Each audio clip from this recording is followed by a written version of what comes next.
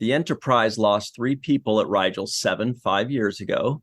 Lieutenant Ortegas's quarters are all gold, and Ensign Uhura has oatmeal for breakfast every day. Hello, everybody, and welcome to the Seventh Rule with Cirroc Lofton. Hello, hello. My name is Ryan T. Husk. Today we're doing a review of Star Trek Strange New Worlds, Season 2, Episode 4, Among the Locust Eaters, written by Kirsten Beyer and Davy Perez, directed by Eduardo Sanchez. And we are so freaking lucky. What a coincidence. We have a very special guest today. It is Davy Perez. How you doing today, Davy? I'm good. I'm doing good. Thank you guys for having me back. I love being here and appreciate the chance to just talk about Trek, which we all love. So it's great. Yeah, we cannot wait. Yeah, this is great. Before this is why I come back. I just got to hear that. Let's give a very special thanks very quickly to our good friend Anna Post for sponsoring this entire season of reviews. Thank you very much, Anna, and congratulations on that their new baby. All right, let's have some fun here. Davy, this is your third episode that you've written out of 4. Theoretically, IMDb does tell us that you've written also episode 8 of the 4th season. We don't have to get into that, but just to give everybody a bit of reference, in season 1, you wrote Memento Mori and All Those Who Wander. So everybody that's pissed about Hemmer dying, right? You're the Gorn specialist. Both of those were the 2 Gorn episodes of the season, right? Correct. Yeah, I was responsible for running the Gorn hub of stories. Gorn hub, yeah, love the pun. No. This was one of my favorite episodes. Thank you, Davey. This was one of the best episodes I've watched. I've said it before. I'm going to say it again. Strange New Worlds is probably, yes, it is the best new show out there. It's just knocking it off the park. The first 2 seasons have been just so fun to watch. And this particular episode, Davey, I thought you really killed it with this storyline because it felt like what I like, which is classical kind of Twilight Zone type of original series type writing. And that's what I felt when I watched this episode. I suspended all my questions and believe it. I threw everything out of the window and I just said, let me go with the story and be in the moment.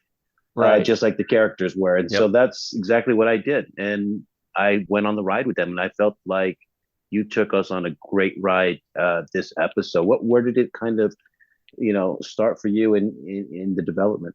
I mean, thank you. First of all, those are very kind words. And I share all the accolades, of course, with Kirsten and the rest of the writers' room. For me, that type of Twilight Zone writing is just, I love that. I love when you can scratch at something, but what's really cool is for me, like I'm always trying to entertain first and then message as part of that entertainment. And when you can get both of those firing, then you just feel like it's something special and something fun. And I know we wanted to go back to Rigel 7 because we had talked about like making a big Pike story and revisiting the Kalar, and Kiva would always talk about that big castle, and so visually and like for it to be a place, and then in talking about why we would go back and the stories to come back,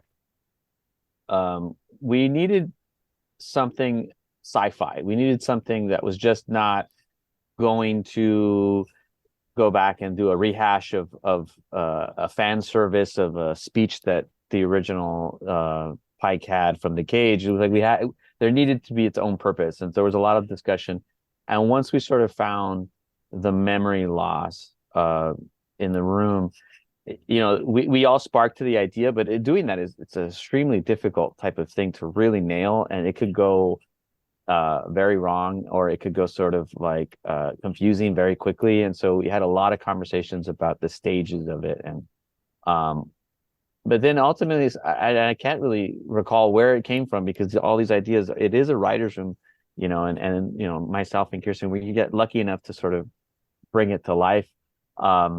the idea of inequity, that some people with memories will just have better station in life than the people without. And that's when we knew, oh, sci-fi allegory. Like, now we could talk about an issue without hammering the issue, without making the whole episode about that issue. We could talk about inequity. There's there's a sci-fi piece, there's a social piece. Now let's make that fun, and that, I think that's, as much as I can remember, the sort of recipe for that episode.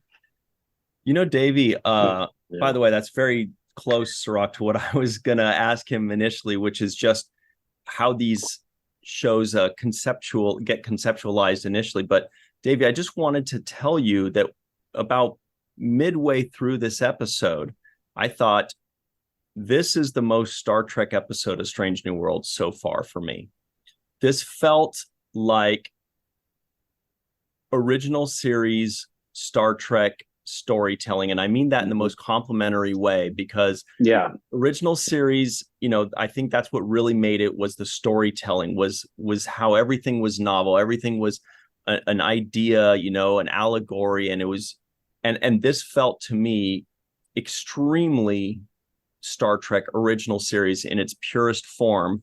And so I just wanted to make sure that that's very clear to me, that it really stood out.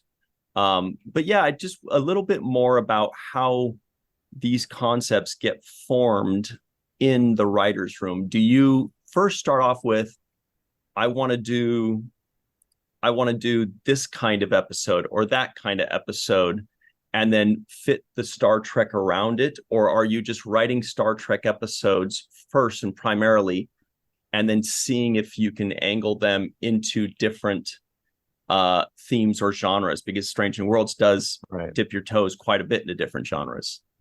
I think it would be the first one. Like, at the beginning of the season, and we did it for season 3, we meaning the writers' room, just sit there and talk about what are the genres that we haven't done yet, what are the genres that we want to revisit, what are fun about genres that Trek always does. And we get a list of about like 15 really, and we got to whittle that down to 10, and then we start to pitch around those 10. And the conversations kind of go hand in hand, because you start talking about the genre, and then you talk about how Trek has done that genre before, and what have the episodes that we've liked, or the episodes that didn't quite pull it off.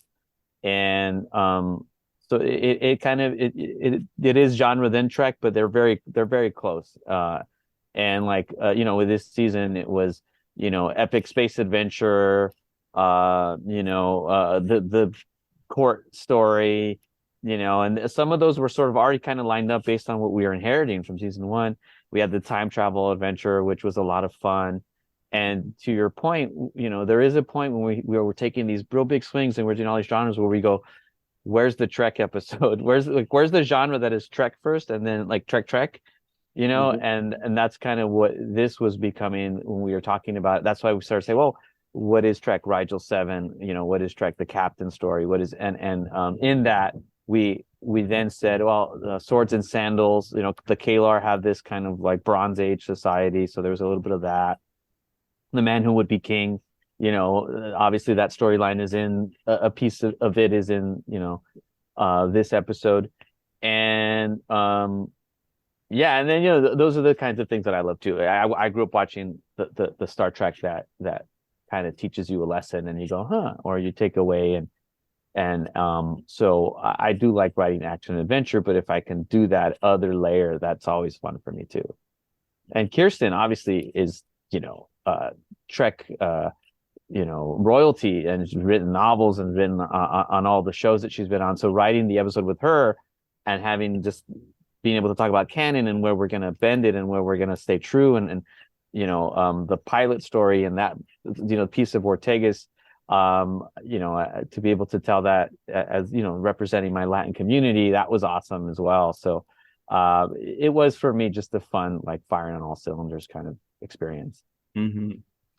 Davey, I like when I'm watching these episodes or an episode in general, and there's something that plays out in the beginning of the episode that's relevant later in the episode. It's kind of like a foreshadow or a callback. And in this episode, I felt like number one, the medallion that Pike was gifted was something that would become, instrumental in the storyline. Another great, to me, just that's great writing. And the other time that was done was with Ortega's kind of wanting to show off her piloting skills on the runabout, going down to the planet, and then getting shut down on that opportunity by Pike, but that being a recall back to being the pilot that saves, everything at the end of the day. So I love those kinds of writing maneuvers. And I always wonder how those things kind of come about, or do they come backwards? Is it like, oh, I want Ortega's to be the one that pilots this, and then so we're going to make her miss an opportunity earlier on, or does it happen the other way around? I'm really interested about how those callbacks or those foreshadowing moments are like incorporated in the script. Yeah, well, those are character moments, really. And so when we are talking about the character as we're breaking the episode, so we get the genre, we get the concept, we start talking about the general plot, right? The people on the planet, the people in the castle, and then we start talking about the characters and their experiences, and then that's when you sort of get into how is this character going to experience this story, and what are we going to learn from it? And so the things like the medallion, we do talk about those things in the room, and we knew this was going to be sort of at a certain point, this was going to be a chance to highlight Ortegas and why she's so important to the Enterprise, and why it wouldn't be smart to actually have her on a away mission. And also a personal story for how important am I if I'm just the person who's always driving, if I'm just the person who's always doing that one thing, and that one thing gets a little boring, like how important am I really to the success of this? And so that became a way to sort of understand that on a personal level. And then you'd say, well, how do I tell that story? And it's storytelling, really. I think because we're episodic, we get to pull those things off, and it's like in a serialized show, that medallion or that little away mission moment might have come 3 episodes ago or 2 episodes ago. And then you have to remember that, oh, she's been dealing with this, but you have like a certain amount of real estate. And it's like, you got to just find that moment that can express that to the audience so that they understand it, have it be elegant, so you're not hitting them over the head with it. And so when it comes back later, it does feel like a satisfying, oh, I tracked this and I understand it and now I get it, versus, there's 2 extremes that you never want. I don't know why this is happening, why this is important, or, yeah, I saw that coming. Gee, thanks for telling me that 20 minutes ago. And if you can kind of ride the wave between those 2, I think that's where you're getting, satisfying storytelling. Where that worked really well for me? Yeah. When towards the end, I started to think, okay, I think I know what's going to happen with the older guy, Luke. He's going to go in there and he's going to remember. Here's the question. Will he want to remember, or will he choose to forget?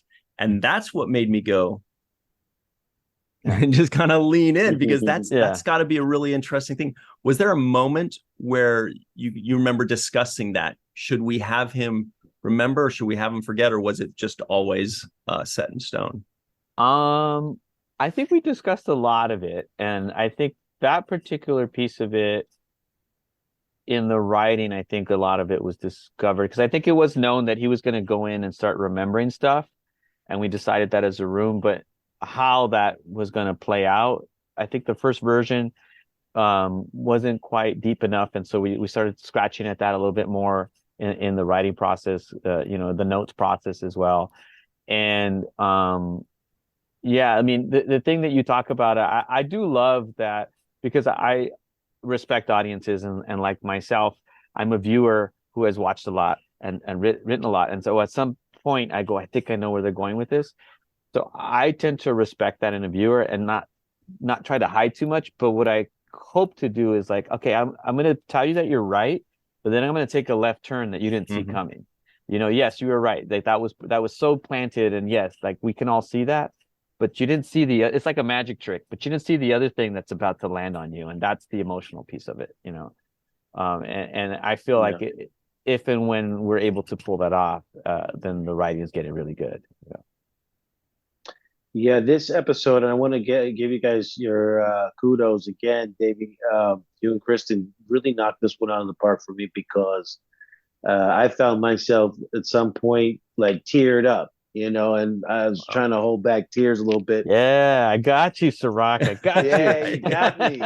You got me, man. And I always try to hide that. I'm like, no, I'm all right. I'm okay. Yeah. It was kind of like it was special to see Pike fighting for his friends and for his team and for his memories, and also using his captain leadership skills in their raw form to kind of get them out of this situation. That was another great Pike episode because we haven't got much Pike in the beginning of this season so far. We found out that he was dealing with a child that had just been born. So he wasn't heavily featured in these first episodes. So seeing him now and watching him really is a treat. It's a treat. But what is also a treat is the writing, because once again, like I said, I found myself tearing up. The scene where the old man, says he remembers that he had a family, and those emotions kind of brought back a lot for me. This kind of made me think about Alzheimer's in a way that I never think about it before, right? Wow. It kind of put it in a perspective for me where I'm like, oh, this is what Alzheimer's is like, and this is, it's like waking up, not, in this kind of mindset. And did any of that have a play? Any one of you who've had experiences dealing with relatives like I have, who's dealt with Alzheimer's? Yeah, no, it's interesting because that something has the potential to be emotional for an audience when it's emotional for yourself. And there was conversations of people and their personal experiences and how tough that is, and how and then Reed Birney himself, the actor who played Luke, would just knock it out of the park as well. And just the idea of the innocence of lack of knowing, but also the frustration of trying to reach that person, and then the moments of lucidity and what those mean. All of those were a factor. And then family was very much a big theme. And you mentioned Jensen just had his baby, and yes, that's why he was very light. And this was, okay, you're back. And then we hit him with this sort of story of a father whose son went missing, and there's no coincidence that Zacharias is, my son's name Zachariah, and the left behind, surrogate son figure is Zacharias here. So I was writing from a personal place of as a father, when you fail and you're just trying to find the right thing to do, and then sometimes you don't know the right thing, but you're just figuring it out, and you're hoping that in the end you guys come together and you land somewhere where you can see eye to eye. So it every little bit of the subtext of the personal relationships was dripping with some informed piece of one of us talking about something personal, or even just not even talking about it out loud, just imbuing the pages and the scenes with it. It's amazing. You could feel it. You could feel it when you're watching it. I just want to say very quickly, when you said Pike in his raw form, I'm like, that is a very good word for him right there. Raw, in that moment when he's just memoryless and kind of directionless, but he's just the uncooked Pike is feeling his way through. That was really like that use of the word. And he's so protective that he's actually overly aggressive, and that's it was a moment where Pike could have lost himself completely and fully had he not gotten himself back because he was inside the castle. And that was like, I give it to Jensen for playing that so elegantly, because on the page there's words that you hope people get, and there's an idea, and then someone like him gets that, and it's like, I see what you mean, let me show you what I'm going to do with it. And you're like, yes, that was awesome, and we only needed a couple takes of that. Great. So it really is a good marriage of, like, as you guys are saying, from concept to the page to then execution. And so when you could get all the, on a show like ours, we benefit from having a lot of people, even on the production side. And we just, everyone loves the kind of stories we're telling, and so it kind of comes across on the screen. Mm-hmm. I also want to add the balance that was well achieved, both by the writing and also the director, Eduardo Sanchez. The balance. I felt like everybody got some story in this episode. Mbenga got his moment. Yeah.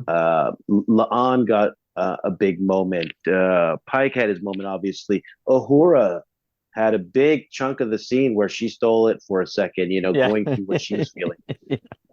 As Spock was great when he kind of looked at Ortegas and said, like, I believe you, like, I trust you. That moment where he just kind of had to suspend his whole logical examination of everything. Right. Say, I'm going to go off of emotions and feelings. So I love the way you spread out. It makes us feel like the crew has that tightness together, that bond when you see moments between everybody and everybody's getting their shine.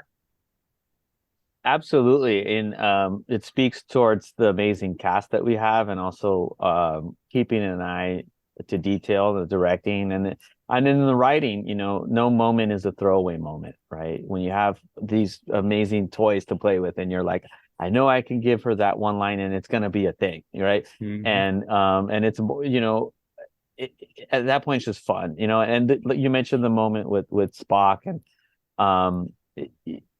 they might only have like 2 or 3 beats, but you just set them up, and it's like, okay, I'm going to give him a beef with her in the hallway about, not being able to read the room. And then later he'll read the room. And like just that one little A side, B side, it makes those moments kind of satisfying, and when Ortegas comes off the elevator and the door opens to the quarters floor that she's on, and everybody's walking around like, and you see the nurse, when you see Jess Bush kind of look at her like she doesn't know her, and I was like, well, this is another this great moment in this episode that was filled with great moments. Jess, just off that look, and you're feeling it, right? And Melissa, I mean, gotta give it up to her. Like she crushed the Ortegas storyline, and yes. And it's fun, right? Where everyone, you're gonna give them the ball this week, and they're gonna go and they're gonna dunk it. You're like, great, this is, and everyone around them is gonna support them. And like you said, the Jess Bush moment, or even the having Babs doing the Mbenga and Chrissy doing the lawn, sort of like within that story, it has its own little moments of them dealing with, and what I like call back to one of these, call back to get one of those. Can we just ask you, because that was one of my questions, what is this? This is the second time we've seen this. Is this something we're going to find out later, or can we? We should. I would think so. I don't know how much I want to reveal about this. I just know it's meaningful. It's like their weekend in Vegas or something. I don't know. All right. You had to be there type of thing. Right. And what's fun about that, like that was something I think we found in production. I think in the blocking, or so at some point, we were talking, oh wait, you guys, because everyone, they love being in scenes with each other. They all, whoever you partner, they always say, last time we had a scene with this. And then I think they were talking about the scene, and they were mentioning that, and I said, you guys should do that again, and Eduardo was like, yeah, that's great. And so that we, once we sort of realized that could be part of the story for them, then it sort of informed how they were looking out for each other. It's something different, sort of like got into the subtext of it all. It is cool, and that the two of them were characters that have a trauma, and they're carrying something inside of them, and then their perspectives on well that's going to be gone because you're not going to have that memory, but is it going to live in you emotionally? Mm-hmm. David, I just wanted to point out something that I noticed that I really appreciate within the writing. It's this next level writing that you get in some shows, you don't get it in others. Sometimes you land on a planet, and you visit a courtyard and kids are playing hacky sack. Somebody else is carrying a basket of fruit or whatever in Star Trek. But the next level, and then somebody comes and welcomes them. The next level, they step on some flowers by accident. That's right. But sometimes we get this next level writing, which is you get these added colloquialisms. You like write a language for the episode in a way. And, we had the words like the forgetting, but not just adding a couple new terms in this episode, but also just their fashion of speech is a little bit different. Sometimes you get extreme versions of it, like Aaron Waltke's instant classic on the Prodigy episode with the Enterpriseians. Or in a Voyager episode, I can't remember what it was called, but Chakotay's on a planet and he's like, "You'll have to nully me first." They're saying nully instead of kill. But is that like a fun, deliberate thing that you're really working on, or does it just come naturally when you are trying to kind of harness what this group of people are like or how they talk? Yeah. Well, I think we are mindful of that. Because there is such a history of it, and there are so many great departments, the Bernadette in costumes and Jonathan in production design, who ask a lot of questions, and you give them as much information as you can and about your vision for it, and then they go off and start designing and showing you. And the costumes were very much something that we had talked about being, we wanted to be Bronze Age, but we're kind of tired of Western ideology, Bronze Age, so we went with the more Mongolian Eastern. And I had sort of talked about, could we go the Aztec route, but then based on the source material, that was kind of like too far apart. So it was like, well, they look kind of like Cossacks a bit in that first the cage. So we thought, okay, let's focus on that. And so, we try to bring veracity to just the visuals of it. And then you mentioned the language, and the mythology of it. There is something like you want to imbue it with a realism, and also you want it to not be something that we've heard so many times before, but somehow it just seemed like right and familiar, and I like the forgetting. I don't know where that came from, to be honest with you, but I just know that in the writing of it and in the notes process of it all, there was this language that we started using as a shorthand that then became what it is. And I think I do give it up to Henry, who pushed me, because at one point it wasn't a totem, it was something else. And he was like, well, that's sort of like, everyone has a book or everyone has a Bible. Like, can you find something that's sort of unique? And then I went and was researching with Kirsten indigenous peoples and how they put their history on totems. And I was like, that's it.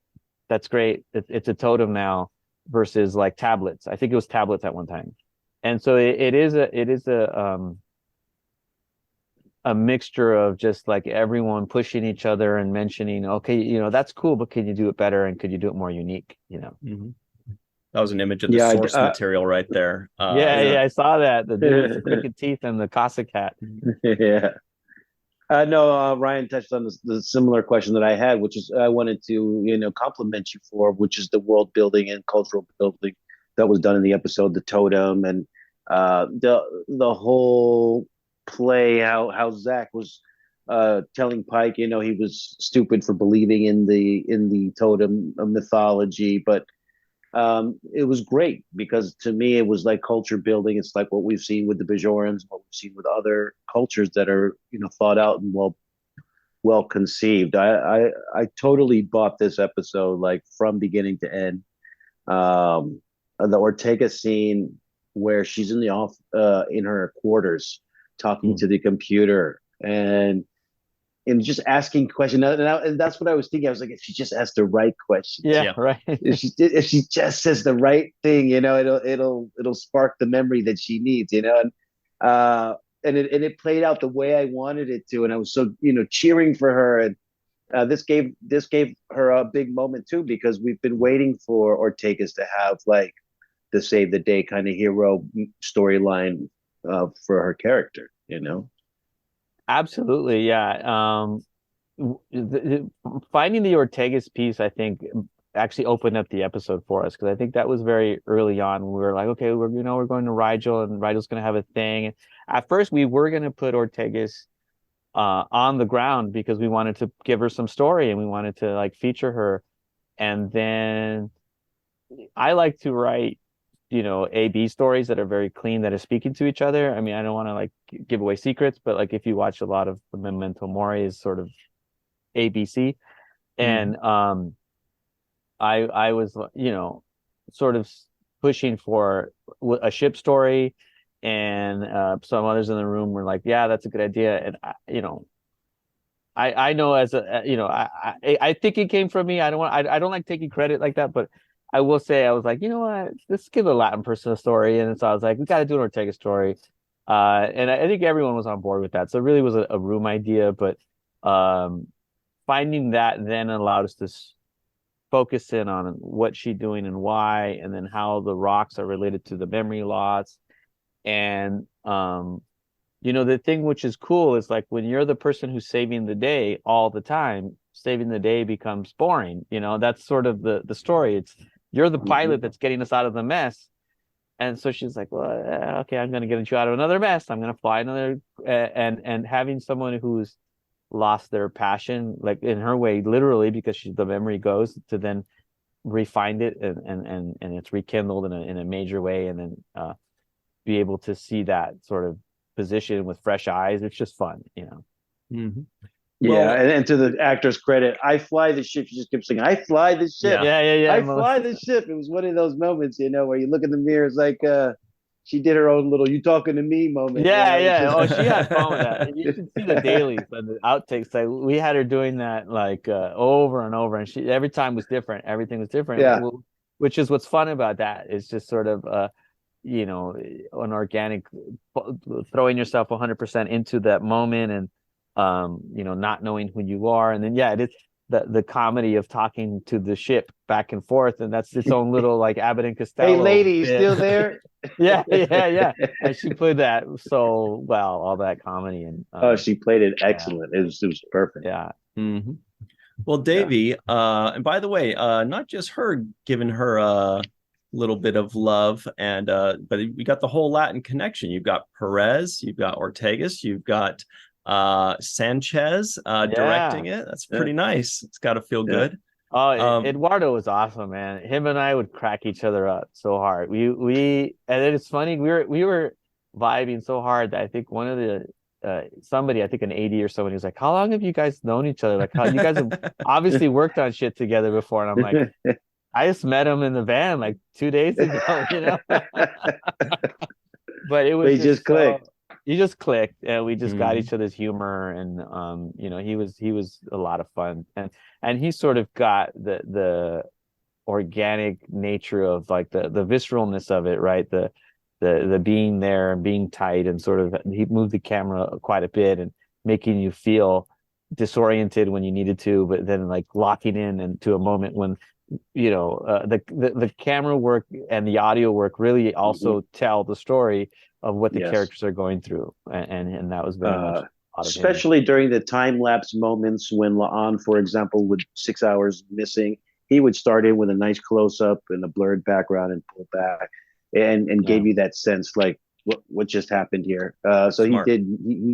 He played with the camera a lot, and I respected the work that he did with amplifying the story. Oh yeah, for sure. And even when if you go back and watch when Pike comes back to himself, when you're in that cathedral, the fight is really messy, and then all of a sudden he has a moment, and then you're in studio mode and you're locked off, and now you're in more traditional coverage. And he was talking me through that, and I was watching him do that, and I was like, that's great, brilliant, so he totally understood how the camera can help to really amplify everything, and he did. It was a perfect really compliment. There was a swooping shot across the bridge that he used to follow Spock and Uhura. There were some shots that he did that were really good, in my opinion. I have my favorite shot. I don't know if you guys caught it. If you should go back and watch it. It's towards the end. It's when she's doing the maneuver. There's this really handsome science officer that does across the bridge. It's all the main cast, right? They're all there watching. He's this really good looking science officer who probably deserves his own spin-off. Crossing the bridge. Really? Yeah, I did not catch that. Yeah. He's so good at his job that he's very unassuming, but he's just he's I'm in love with him for sure. What's great about that it's gotta be is great. now everybody watching this, you just got yourself a second view on that episode. Yeah, right. Everybody's going to go back and rewatch the episode up, now. Right? That's how you do it. That's how you get those that's how you do viewings. it. As my Trek Hitchcock moment, Oh, that's great. Or M. Night Shyamalan, right? I'll go with Hitchcock. Probably right. But Sorry. Davey, just want to say we really appreciate you joining us. This has been so much fun. We got a million questions for you, and we appreciate you answering all of them for us. This has been really great. You guys are killing it in a good way. In a really good way. Well, thank you. I appreciate that. It's always great being here and talking with you guys about Trek, and have me back anytime. I throw all the questions at me, because I love to talk, and I just love the love that we are getting, and I'm humbled to be a part of it, and hope to keep delivering with everyone that I work with on those promises that we make. The show's so fun to watch. You guys are every episode just knocking it out the park. It's been really a joy. And we just can't wait to see more episodes. So, we keep tuning in, because you keep delivering really good hours of TV for us. So keep it up, man. Keep it up. Appreciate it. Yeah, we love doing it. And as long as there's space to explore, we'll be writing about it. Space. Love it. Everybody at home, stick around. We will be right back. Davey, thank you so much. You're the best. Looking forward to many more. In 4 more episodes, you've got another one written. It seems as though that may be the case. It is correct. It is called Under the Cloak of War, and it's episode 8 of season 2. Oh, my God. You just led me to my next question. I have one. I'm sorry. I got to sneak it in really quickly. The title of the episode, Among the Lotus Eaters, is that something that you choose? Is that something that you guys agree on together?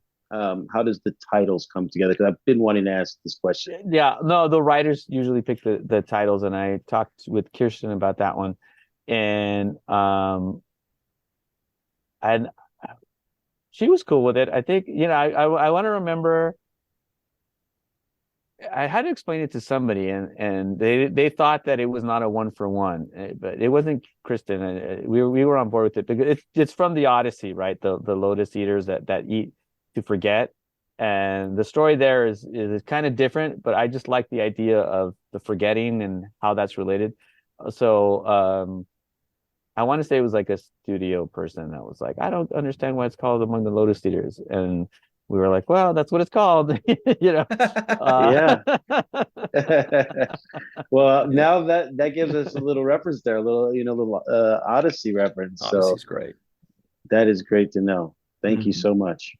Yeah. No problem. Davey, and we hope to see you again real soon. Congratulations on really kicking ass for everybody to enjoy. We hope to see you soon. Everybody stick around. We will be right back with a lot more coverage of this episode on The Seventh Rule. Well, hi there, everybody. Welcome back to The Seventh Rule with Cirroc Lofton. Hello. It is time for, and by the way, Davy Perez, awesome guy. I really appreciate having him. Yeah. Let's talk a bit more about this episode right after these trivioids that go as follows.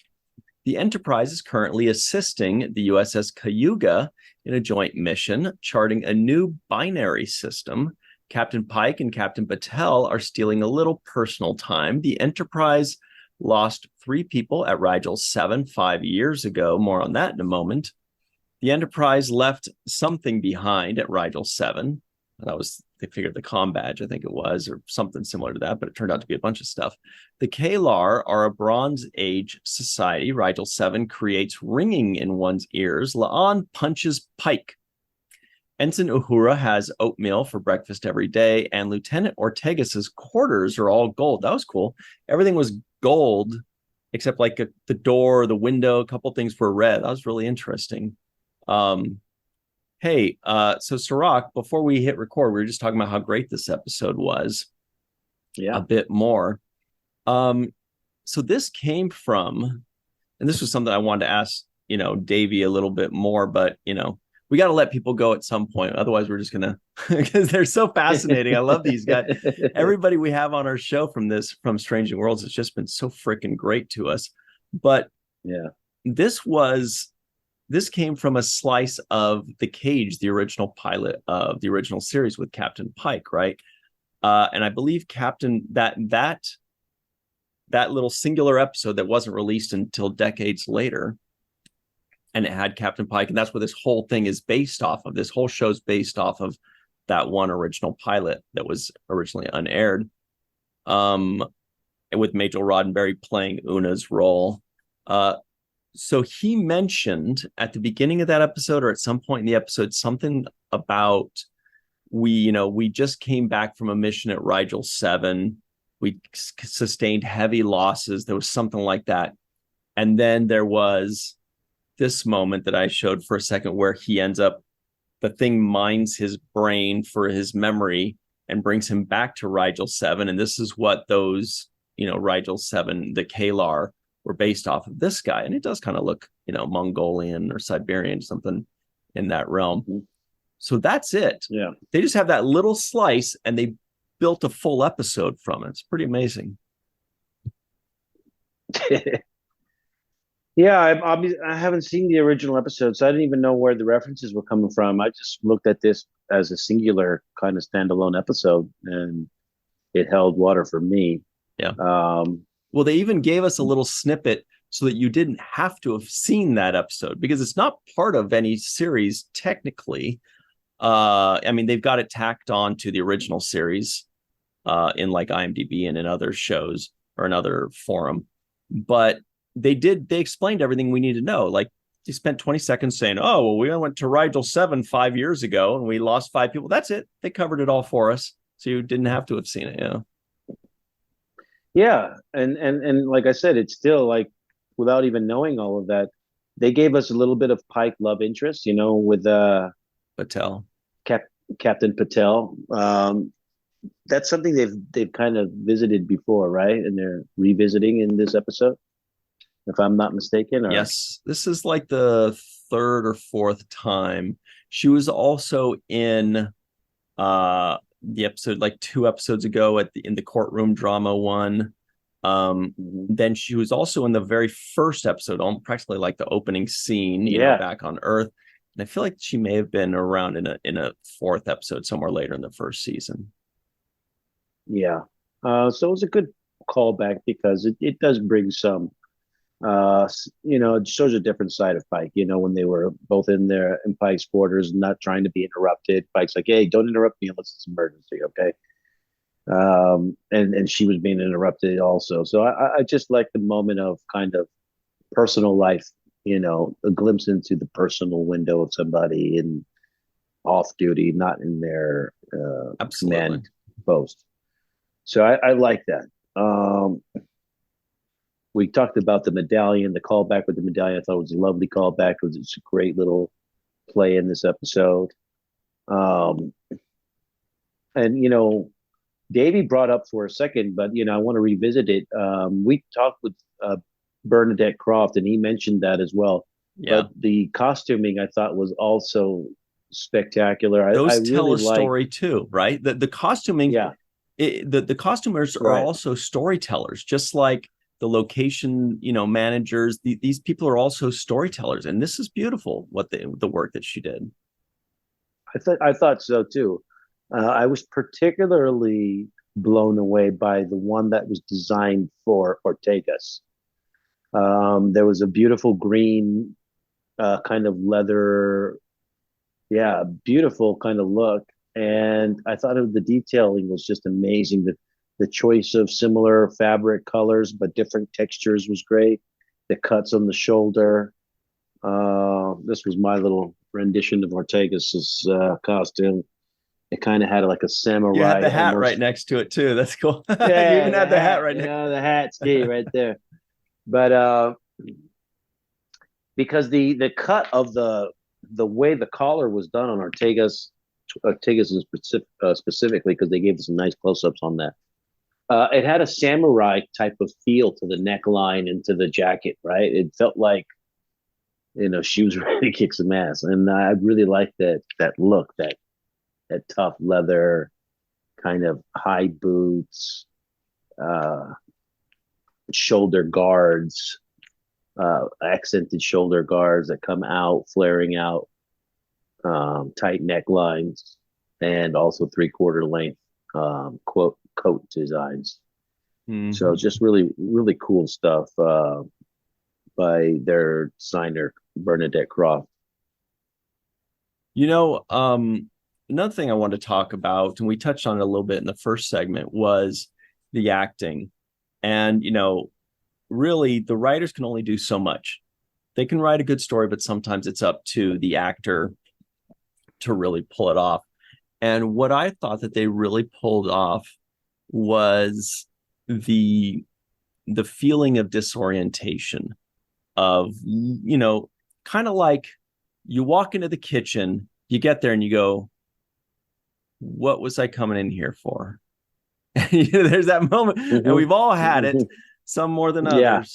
And, you're kind of like, wait, and you're like, come on, I was just thinking it 5 seconds ago. I came in here for something, or other times when you're just really tired and you're forgetting what you're talking about in mid-sentence, and you're aware that you're not really making sense, but you can't really save it. And they were doing such a great job of that disorientation. It reminded me of one time when I was in the hospital for a minor injury, and I just was so disoriented.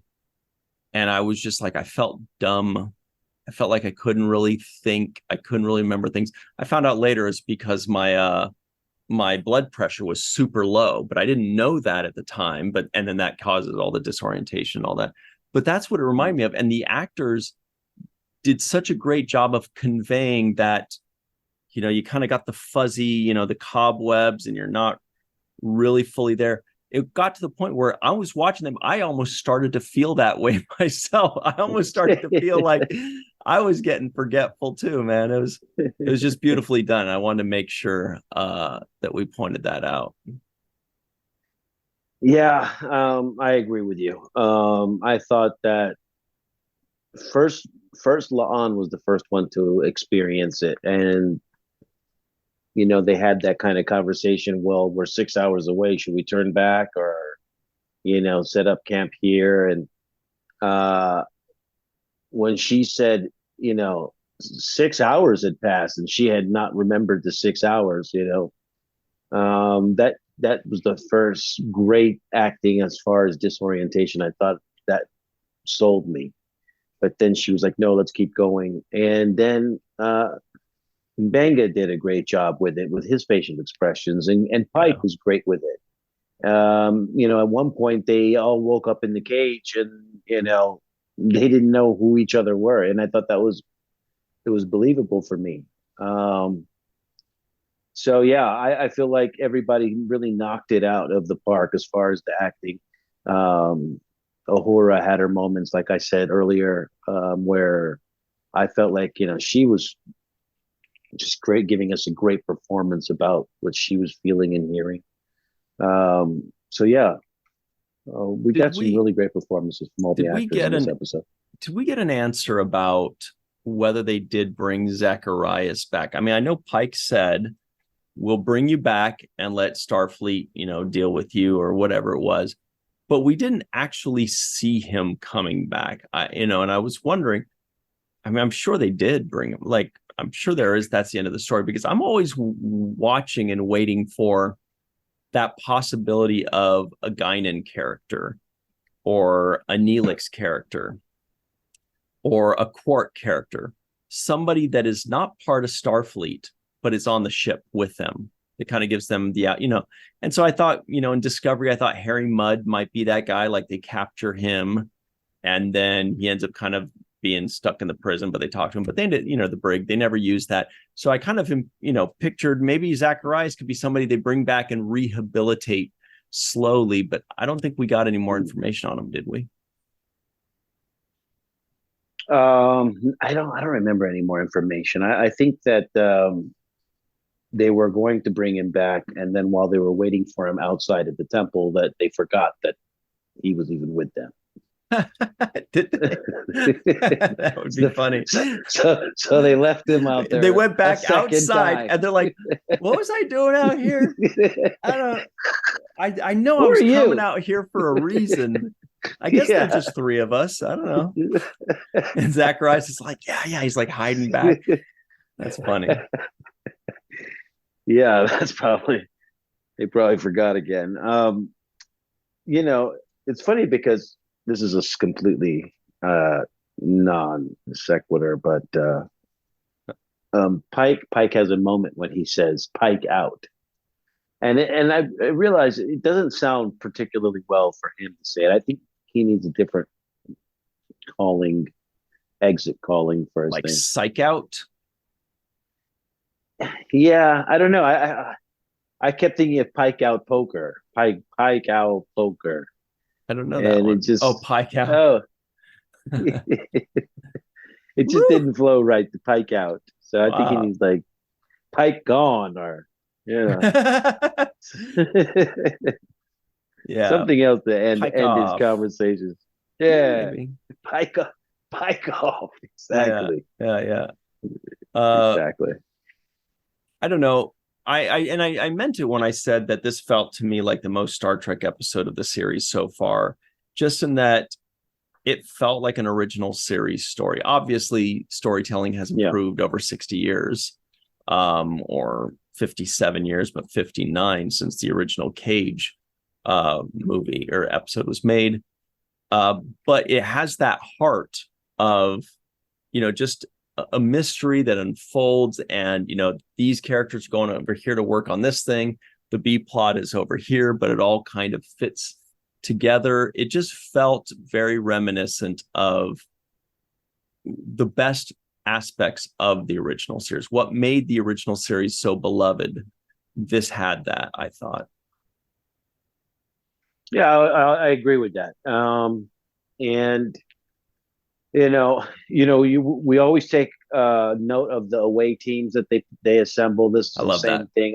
I was like, oh wow, this is the first combo. You got Pike and Benga and Law, and that's never been done before. This is a whole new away team combination. Right. So, and that's why I love those combos. I feel like that gives you the best insights into character development and relationships, seeing how this group interacts and this duo or this triad. It's really fun to watch. Yeah, and it gave us some new stuff too that we hadn't been. And Benga had a great line where it's like, doctors are not usually called for their fighting experiences or something to that effect. We also got a Star Trek nomenclature kind of thing in this episode, the Albanian Mariner's Keystone. Oh, right. That's Albanian Mariner's Keystone. Yeah. So they did one of their traditional name something Star Trek. Was it Albanian or Albanian? They've used Albanian or Alvanian. No, I think it was Abalian. Yeah, Abalian. Mariner's Keystone. That's a good one. Good catch. That's right. I remember them saying that. Yeah. And he recognized it right away. And we wouldn't. We'd be like, oh, this is it's a fucking it's a rock. It's a coaster, right? She's like, no, it's an Albanian Mariners. Oh, Keystone. Yeah. Yes. Oh boy. And I've been wanting one of these my whole life. Thank you. Yes, because we've been using Mariners Keystones for the last, I don't know.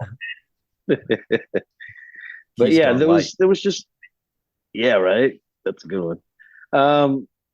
Also, I like Spock's emotions are not facts. Kind of, he played that really well, in my opinion. His moments with Ortegas, he played really well. Mm-hmm. So it's a great line too. It's a great line coming from Spock. Emotions are not facts. Like if somebody says, "I feel this, I feel that," and he's like, "No, bro, that's not." However, they did use it a second time later on, which kind of made him, back down from that a little bit. He said emotions are not facts later on, but then he did end up backing down because Ortegas was saying she felt like she's the pilot, and he says his new favorite line. But then he was like, okay, maybe you're right. Okay, 1-to-1. We'll call it 1-to-1. Maybe you're right sometimes on this. So that was really good. Also, there are always these little arcs, mini arcs that are good to have. And that's good writing to me, is when you play those things, those beats, and it's like, oh, they brought it up the first time, then here it comes again to bite Spock, and it comes to bite him. His same words. Now he's kind of got to trust her based on her emotions, and it's a whole different scenario now. So it's just, those moments to me are just great writing. You call back something earlier, you give it to us in the beginning. We don't know when it's going to be used again or if it's going to come back again, but then here it comes again, and it slaps you right back in the face the other way across. So I think that this is one of the best episodes I've seen from Strange New Worlds. It's up there. I loved it. Also, we only have a couple minutes left, but I wanted to point out again the beautiful landscape and palace when they're on the planet. Production design is freaking amazing. I love looking at that stuff. I love seeing people conceptualize a planet or the interior of a ship or something, a building, a palace, and really kind of seeing it through and giving it its own flavor. And they did that so well there. They also did it well with Ortegas's quarters. I really liked, but just a big shout out to the production design team, because they bring it every single week. And, people talk about it. The fans talk about it sometimes. Most of the time they're talking about the episode of the week. And it's good to give these people some love, because they are making this look like $1 million every time. Mm-hmm. Yeah, and in that same vein, I want to also compliment the way the little shuttle runabout that they used. The interior of that was really great. Sharp, and the purple hues that they used for the exterior of the planet, as they were coming into that planet's surface, they had this nice purpley kind of hue with the background of the sky and the graphics. So I thought that was also great. And then the whole castle kind of, compound where King Zachary was staying, By the way, you and I are both wearing purple today in honor of that purple hue. Absolutely. And that also reminded me, give me some Game of Thrones vibe, with the cage and the castle, with the, big gate in the front with the Federation logo on it.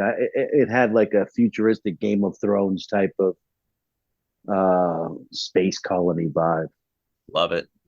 Futuristic Game of Thrones, everybody. Only on Star Trek Strange New Worlds. Well, let's give a very special thanks to a few people, some of our favorite people in the whole world. Their names are Homer Frizzell, Dr. Anne-Marie Segal, Eve England out in Wales, Yvette Blackmon-Tom, TJ Jackson-Bey out in Missouri, Bill Victor Arucan, Darlena Marie, Titus Mohler, Dr. Mohamed Noor, Tierney C. Dieckmann, Anna Post, Anil O. Polat, Joe Balsarotti, Mike Gu, Dequeue, Neal Akasaka. Love it. Carrie Schwent, Dr. Stephanie Baker, Justine Norton-Kertson, Faith Howell, Edward Foltz, live from Tokyo, the Matt Boardman, Chris McGee, Justin Weir, Jake Barrett, Jane Jorgensen, Henry Unger, Allison Leach-Heid, Julie Manisfee, Marcia Classic Schreier, and of course, Dr. Susan V. Gruner and Jason Okun. Very quickly, something I almost forgot to mention here was our good buddy Don Crandall sent in a few things. Check these out for our viewing pleasure. This is from the original Cage, the original episode that this was pulled from, the original pilot, The Cage. There was this here. Purples. Oh, that's not it. Oh yeah, here we go. This is more of it here. So this was Captain Pike here fighting the Kalar. guy. And yeah, this is what the guy looked like.